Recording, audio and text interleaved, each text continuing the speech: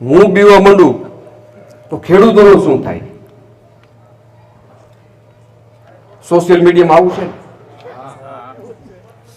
અમે ગુંડાગીરી કરી છે હું જાહેરમાં સ્વીકારું છું. સાંભળજો, તાળી પછી પાડજો. સેના માટે ગુંડાગીરી કરી છે.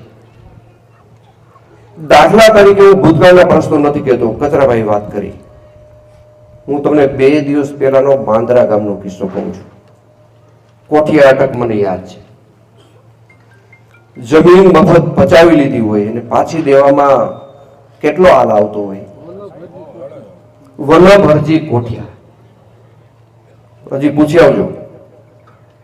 વલ્લભભાઈ હરજીભાઈ કોઠિયા લોંડાબાને અંગૂઠો મરાવી લે અને જમીન પાછી લઈ જતા હોય.